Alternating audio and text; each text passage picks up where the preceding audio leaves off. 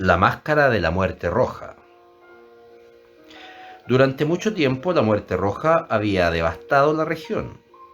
Jamás pestilencia alguna fue tan fatal y espantosa.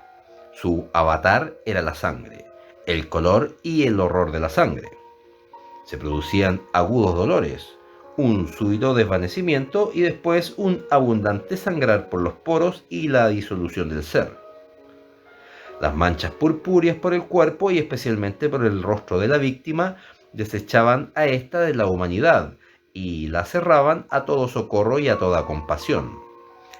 La invasión, el progreso y el resultado de la enfermedad eran cuestión de media hora. Pero el príncipe próspero era feliz, intrépido y sagaz. Cuando sus dominios perdieron la mitad de su población, reunió a 1 millar de amigos fuertes y de corazón alegre, elegidos entre los caballeros y las damas de su corte, y con ellos constituyó un refugio recóndito en una de sus abadías fortificadas. Era una construcción vasta y magnífica, una creación del propio príncipe, de gusto excéntrico pero grandioso. La rodeaba un fuerte y elevado muro con sus correspondientes puertas de hierro.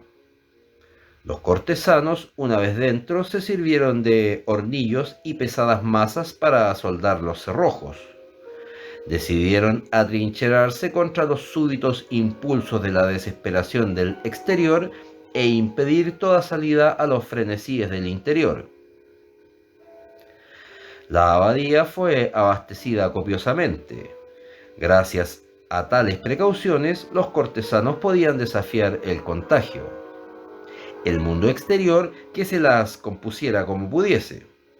Por lo demás, sería locura afligirse o pensar en él. El príncipe había provisto aquella mansión de todos los medios de placer. Había bufones, improvisadores, danzarines, músicos, lo bello en todas sus formas, y había vino. En el interior existía todo esto, además de la seguridad. Afuera, la muerte roja. Ocurrió a finales del quinto o sexto mes de su retiro, mientras la plaga hacía grandes estragos afuera, cuando el príncipe próspero proporcionó a su millar de amigos un baile de máscaras de la más insólita magnificencia. Qué voluptuoso cuadro el de ese baile de máscaras. Permítaseme describir los salones donde tuvo efecto. Eran 7 en una hilera imperial. En muchos palacios estas hileras de salones constituyen largas perspectivas en línea recta cuando los batientes de las puertas están abiertos de par en par, de modo que la mirada llega hasta el final sin obstáculo. Aquí el caso era muy distinto, como se podía esperar por parte del duque y de su preferencia señaladísima por lo bizarro. Las salas estaban dispuestas de modo tan irregular que la mirada solamente podía alcanzar una cada vez. Al cabo de un espacio de 20 o 30 yardas se encontraba una súbita revuelta, y en cada esquina un aspecto diferente.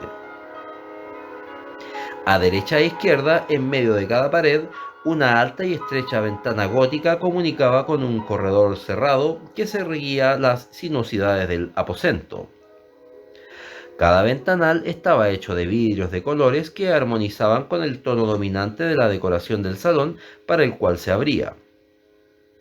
El que ocupaba el extremo oriental, por ejemplo, estaba decorado en azul, y los ventanales eran de un azul vivo.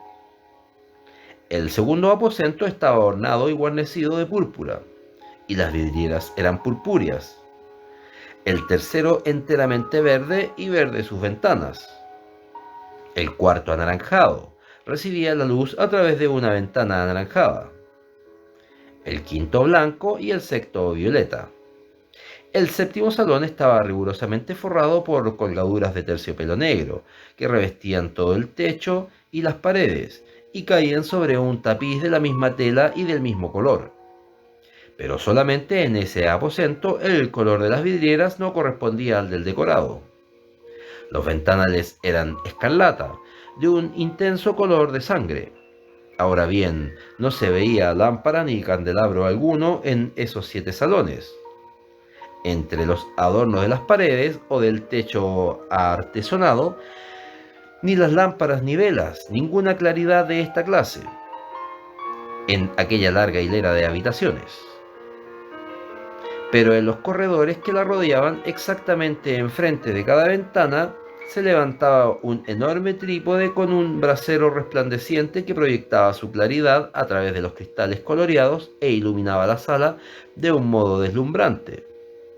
Se producía así una infinidad de aspectos cambiantes y fantásticos. Pero en el salón de poniente, en la cámara negra, la claridad del brasero que se reflejaba sobre las negras tapicerías a través de los cristales sangrientos era terriblemente siniestra y prestaba a las fisonomías de los imprudentes que penetraban en ella un aspecto tan extraño que muy pocos bailarines tenían valor para pisar su mágico recinto. También en este salón se erguía, apoyado contra el muro de poniente, un gigantesco reloj de ébano. Su péndulo se movía con un tic-tac sordo, pesado y monótono. Y cuando la minutera completaba el circuito de la esfera e iba a sonar la hora, salía de los pulmones de bronce de la máquina un sonido claro, estrepitoso, profundo y extraordinariamente musical, pero de un timbre tan particular y potente que de hora en hora los músicos de la orquesta se veían obligados a interrumpir un instante sus acordes para escuchar el sonido. Los valsistas se veían forzados a cesar en sus evoluciones. Una perturbación momentánea recorría toda aquella multitud, y mientras sonaban las campanas, se notaba que los más vehementes palidecían, y los más sensatos se pasaban las manos por la frente, pareciendo sumirse en meditación o en un sueño febril. Pero una vez desaparecía por completo el eco, una ligera hilaridad circulaba por toda la reunión. Los músicos se miraban entre sí y reían de sus nervios y de su locura, y se juraban en voz baja unos a otros que la próxima vez que sonaran las campanadas no sentirían la misma impresión. Y luego, cuando después de la fuga de los 60 minutos, que comprenden los 3600 segundos de la hora desaparecida, cuando llegaba una nueva campanada del reloj fatal, se producía el mismo estremecimiento, el mismo escalofrío y el mismo sueño febril. Pero a pesar de todo esto, la orgía continuaba alegre y magnífica. El gusto del duque era muy singular. Tenía una vista segura por lo que se refiere a colores y efectos. Despreciaba el decoro de moda. Sus proyectos eran temerarios y salvajes, y sus concepciones brillaban con un esplendor bárbaro. Mucha gente lo consideraba loco.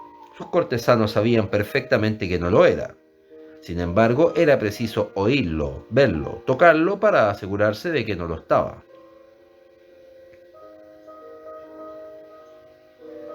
En ocasión de esta gran fiesta, había dirigido gran parte de la decoración de los muebles, y su gusto personal había dirigido el estilo de los disfraces. No hay duda de que eran concepciones grotescas. Era deslumbrador, brillante, había cosas chocantes y cosas fantásticas. Mucho de lo que después se ha visto en Hernani. Había figuras arabescas con miembros y aditamentos inapropiados.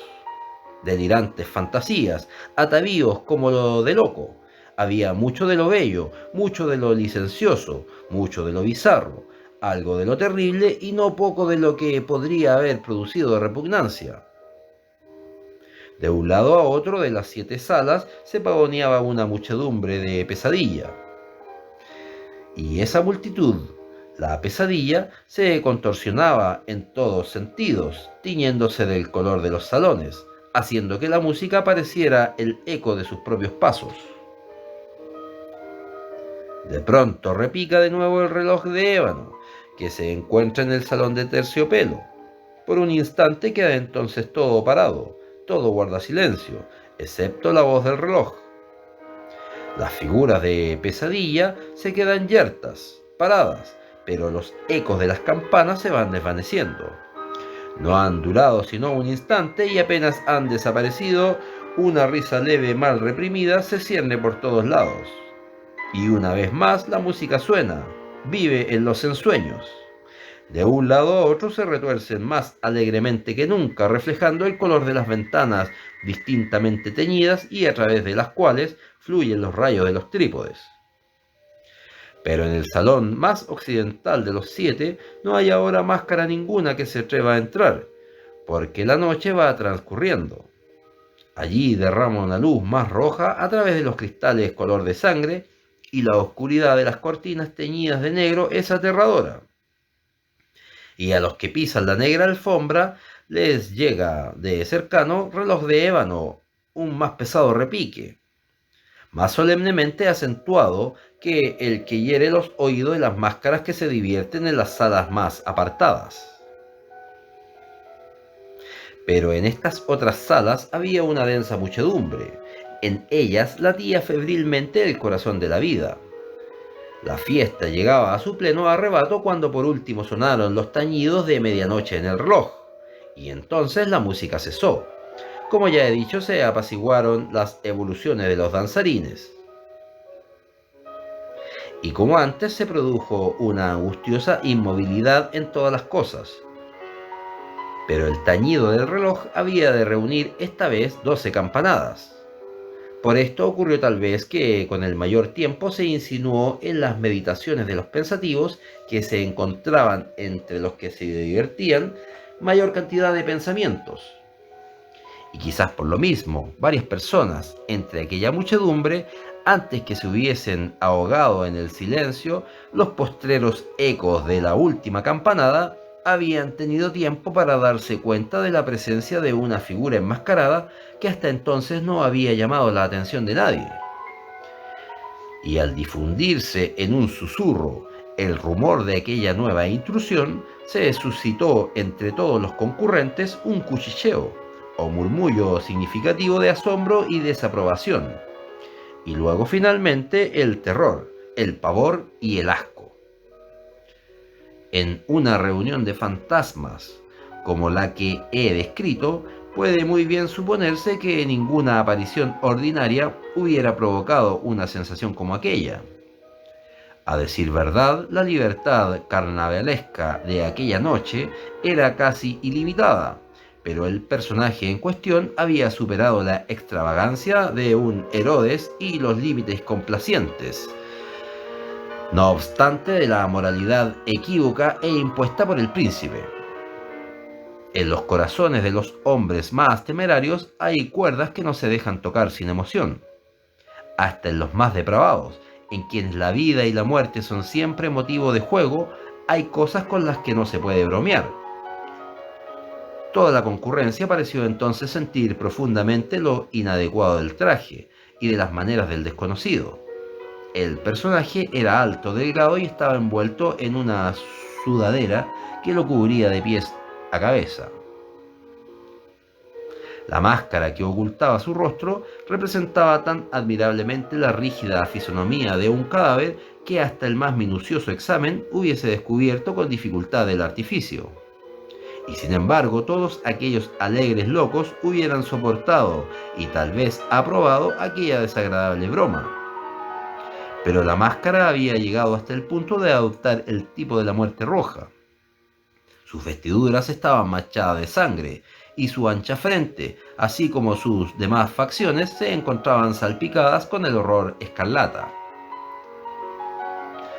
Cuando los ojos del príncipe Próspero se fijaron en aquella figura espectral, que con pausado y solemne movimiento, como para representar mejor su papel, se pavoneaba de un lado a otro entre los que bailaban, se le vio en el primer momento conmoverse por un violento estremecimiento de terror y asco, pero un segundo después su frente enrojeció de ira.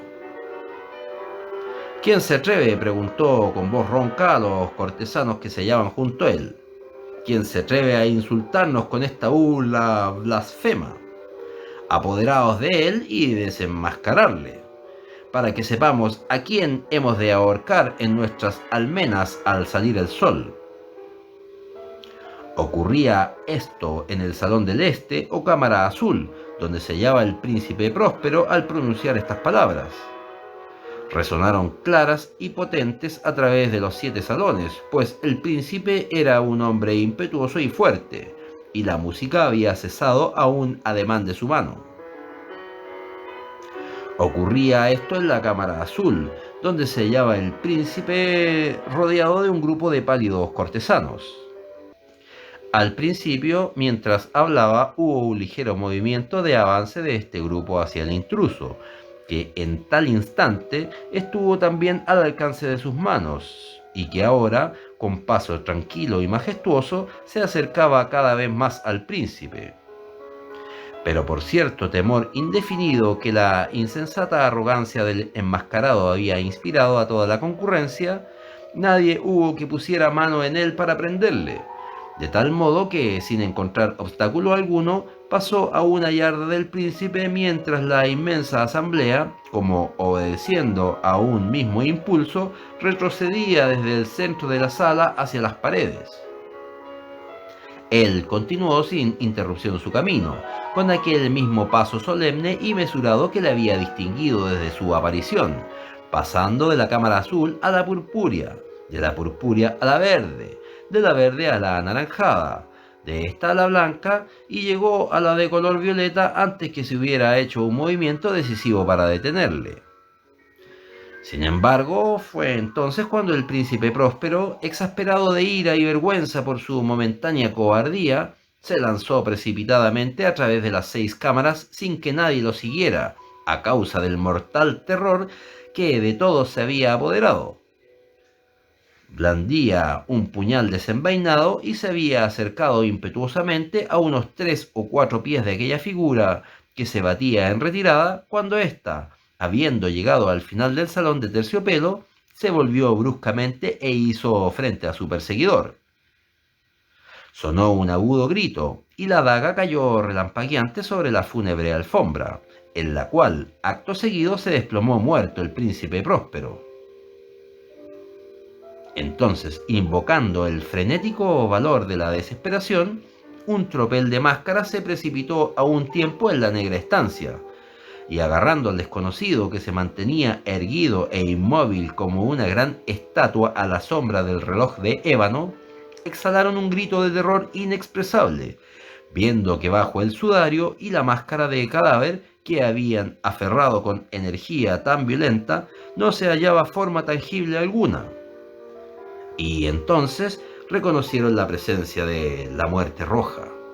Había llegado como un ladrón en la noche, y uno por uno cayeron los alegres libertinos por la sala de la orgía, inundados de un rocío sangriento, y cada uno murió en la desesperada postura de su caída, y la vida del reloj de ébano se extinguió con la del último de aquellos licenciosos, y las llamas de los trípodes se extinguieron, y la tiniebla y la ruina y la muerte roja tuvieron sobre todo aquello ilimitado dominio.